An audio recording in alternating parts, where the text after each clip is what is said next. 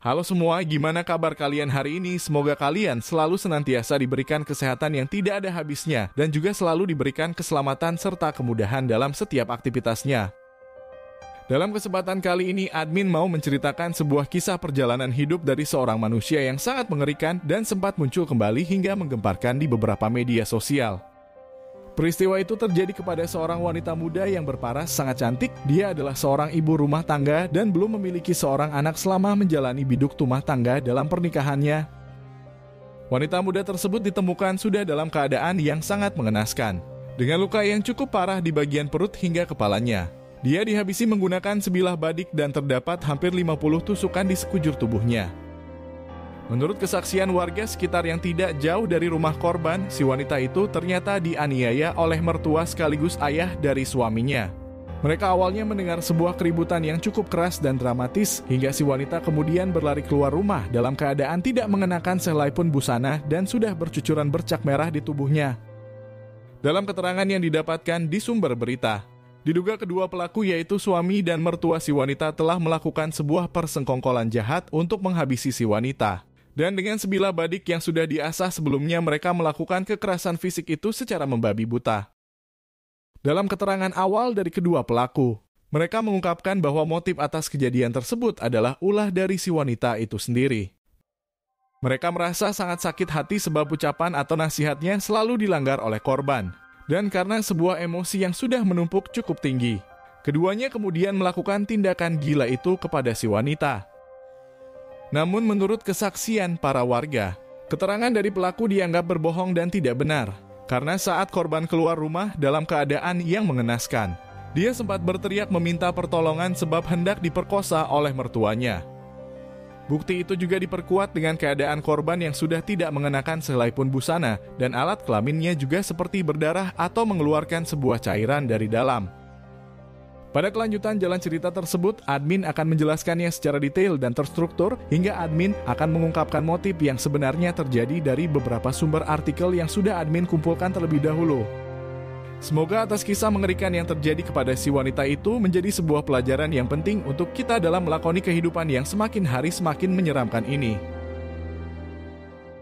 Menurut keterangan yang admin dapatkan di beberapa halaman di pos berita nasional, diketahui bahwa wanita yang menjadi korban atas kekejaman tersebut bernama Hasna yang berusia sekitar 20 tahun dan bertempat tinggal di Kecamatan Tanggateda di Kabupaten Kolaka di Provinsi Sulawesi Tenggara. Menurut keluarga dari korban, diketahui bahwa Hasna dan suaminya sudah menjalani biduk rumah tangga sekitar 5 bulan lamanya. Keluarga awalnya menilai bahwa suami dari putrinya adalah seorang pekerja keras dan dari sikap hingga perilakunya menunjukkan seorang pria yang sangat bertanggung jawab. Dan karena hal tersebutlah, keluarga korban merasa sangat yakin bahwa anaknya akan hidup bahagia bersama dengan suaminya. Terlebih bahwa keluarga dari suaminya itu memiliki wawasan keagamaan yang kuat dan mereka juga berharap bahwa mertua darinya bisa membawa putrinya menjadi wanita yang lebih baik. Menurut keterangan warga sekitar, Hasna dikenal sebagai seorang yang sangat sopan dan selalu menyapa saat tidak sengaja berpapasan. Meskipun korban juga memiliki sikap yang tidak mudah bergaul dan kumpul dengan mereka. Para tetangga itu juga memang sering mendengar Hasna dan suaminya suka bertengkar. Pertengkaran itu terkadang sangat keras dan terucap beberapa kalimat yang tidak pantas. Hasna dan suaminya selalu ingin menang dalam perdebatan di pertengkaran mereka. Pasangan yang baru menikah tersebut cenderung memiliki sisi keegoisan yang cukup tinggi. Hingga akhirnya keributan yang terjadi itu menjadi sebuah petaka di kemudian hari. Hasna harus berakhir dengan sangat mengenaskan oleh mertuanya sendiri, yang diduga bahwa suaminya juga menjadi dalang di balik eksekusi tersebut.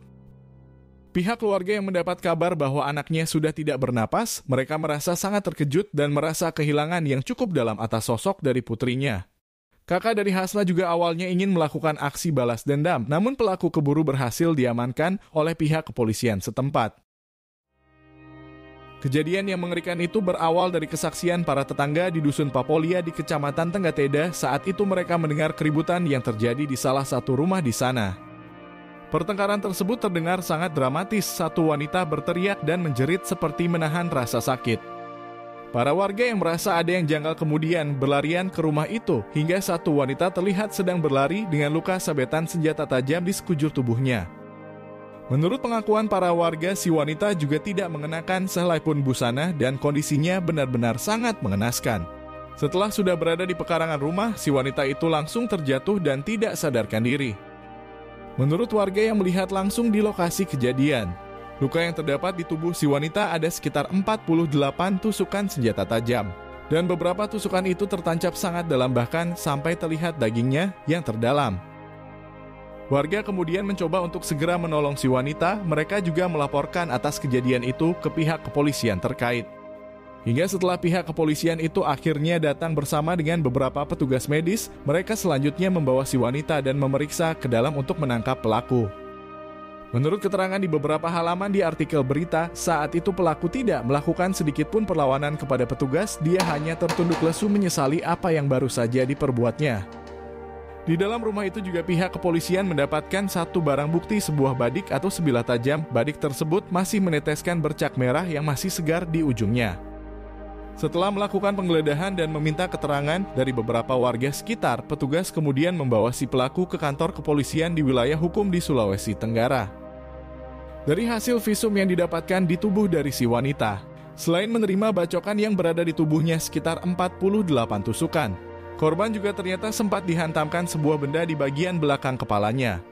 Hingga hasil dari kekerasan tersebut, korban mengalami kerusakan otak yang cukup sangat parah. Meskipun korban diduga dilakukan kekerasan secara seksual, namun di bagian alat kelaminnya tidak terdapat sedikit pun kerusakan, dan dugaan itu tidak dapat dibuktikan secara nyata.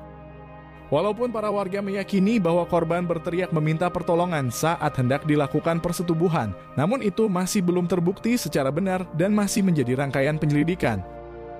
Singkat cerita, pelaku yang berusia sekitar 50 tahun dan bernama Kilsar kemudian mendapat beberapa pertanyaan oleh petugas kepolisian. Kilsar kemudian mulai menjelaskan terkait motif yang sebenarnya terjadi. Dia mengungkapkan bahwa korban memiliki sikap yang tidak hormat kepada orang tua. Hasna selalu melawan saat dirinya mencoba menasihatinya. Kilsar juga menolak semua tuduhan tentang percobaan persetubuhan terhadap menantunya itu. Dia tidak mengakui bahwa perbuatannya terkait penolakan dari menantunya di atas ranjang kasur. Kejadian ini murni karena dia merasa sangat emosi, sebab ucapan baik yang dia ungkapkan kepada Hasna selalu dilawan dan berusaha didebat. Kilsar sangat kecewa terhadap menantunya itu, terlebih beberapa kata yang terlontar darinya sangatlah tidak pantas kepada orang tua. Pria yang berusia sekitar 50 tahun tersebut kemudian menceritakan bahwa awalnya mereka merasa bahwa Hasna seorang wanita yang baik. Mereka melihat saat putranya berpacaran dengannya, Hasna menunjukkan sifat yang penurut dan bisa diatur. Namun setelah pernikahan di antara putranya bersama dengan Hasna berjalan beberapa bulan, menantunya itu mulai menunjukkan sikap dan watak aslinya. Perbedaan perilaku itu yang membuat Kilsar merasa tidak nyaman. Beberapa kali dia mendengar putranya sering bertengkar dan terdapat perkataan yang kurang pantas sebagai seorang istri. Kilsar beberapa kali mencoba untuk menasihati menantunya secara baik-baik. Namun nasihatnya selalu dilawan dan didebat oleh Hasna dengan banyak alasan. Hingga dari sana benih rasa kecewa itu muncul menjadi sebuah kebencian. Kilsar menilai bahwa Hasna tidak menghargai dirinya sebagai orang tua. Terlebih permasalahan yang sering dikeluhkan oleh putranya adalah terkait Hasna sering keluar rumah tanpa seizin dari suaminya. Dan dari segi apapun menurut Kilsar itu adalah sebuah kesalahan sebagai seorang istri, karena dasarnya Hasna sudah menyalahi kodratnya sebagai seorang istri. Kilsar kemudian dengan nada yang getir mulai menceritakan hari yang mengerikan itu. Dia menarik napas yang panjang dan merasakan sebuah penyesalan yang teramat dalam. Saat itu Hasna sedang mengunjungi rumahnya. Tempat tinggal Hasna dan putranya memang berada tidak jauh dari sana. Mereka menyewa sebuah kontrakan yang lumayan kecil, namun itu sudah cukup untuk tinggal berdua bersama dengan putranya. Saat itu Hasna ke rumahnya untuk mencari suaminya. Dia menceritakan bahwa mereka sedang terlibat pertengkaran dan suaminya itu keluar dari rumah sudah 2 hari lamanya. Menurut pengakuan dari Kilsar, Hasna saat itu dalam keadaan yang sedang emosi. Dia sedikit membentak dan tidak sopan saat mengunjungi rumahnya.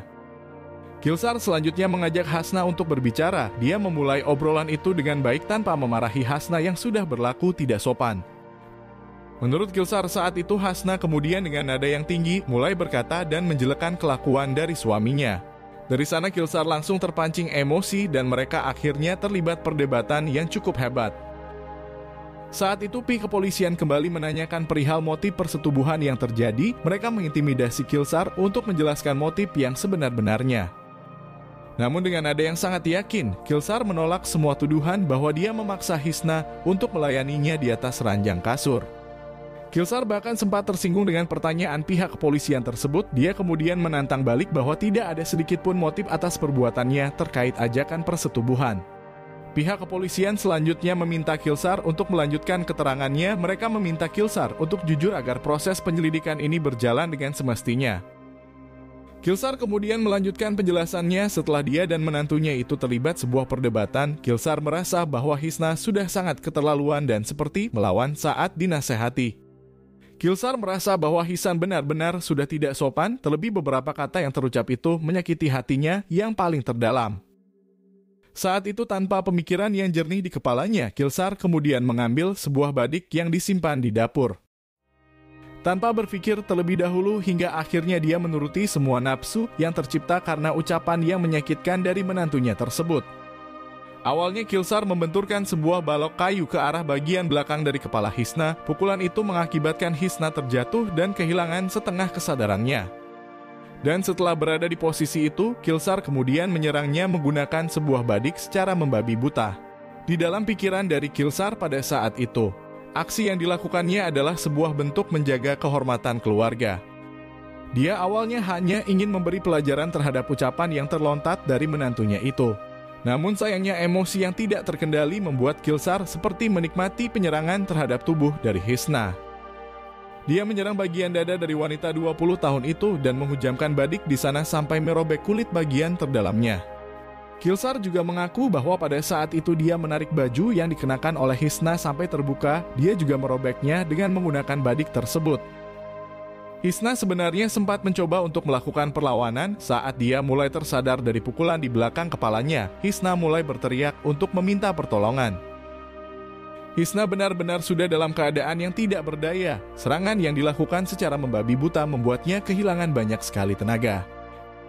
Hisna juga merasakan rasa sakit yang amat sangat menyakitkan, sekurangnya sekitar 50 tusukan bersarang di beberapa bagian tubuhnya. Hingga saat mertuanya mulai menghentikan serangan tersebut, Hisna kemudian memiliki kesempatan untuk berlari keluar rumah. Dan setelah sampai di depan, kondisi yang menyakitkan itu tidak bisa lagi dirinya tahan. Hisna terjatuh di halaman rumah dengan ceceran bercak merah yang membasahi tubuhnya.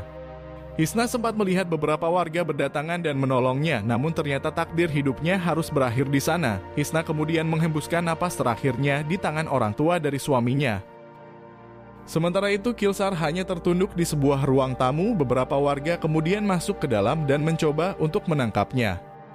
Kilsar menyadari bahwa perbuatannya sangat tidak manusiawi. Saat itu juga dia merasa sangat menyesal atas perbuatan yang sudah dirinya lakukan. Menurut keterangan dari beberapa sumber di artikel berita, Kilsar akhirnya harus menerima sebuah hukuman atas apa yang terjadi. Meskipun ada dugaan kaitan dari suami Hisna dalam peristiwa ini, namun pihak kepolisian sama sekali tidak memiliki buktinya. Dan dugaan dari para warga mengenai paksaan dari Kilsar soal persetubuhan, hal itu juga hanya menjadi sebuah dugaan yang tidak berdasar. Kilsar dalam proses peradilan di Pengadilan Sulawesi Tenggara, dia kemudian dihukum penjara selama 25 tahun. Sebuah kisah yang sangat memilukan kembali terjadi dan itu berdasar sebuah emosi yang tidak terkendali. Semoga dari kisah yang mengerikan ini, kita bisa mengambil pelajaran yang penting agar kehidupan kita tidak menemui permasalahan yang sama. Dan admin mengajak kita semua untuk berdoa agar korban bisa diterima di sisi Tuhan Sang Pencipta alam semesta. Beberapa keterangan yang saya dapatkan diambil dari sumber artikel berita nasional. Jika ada kesalahan maupun salah dalam penulisan, saya berharap dikoreksi dan dimaafkan yang sebesar-besarnya.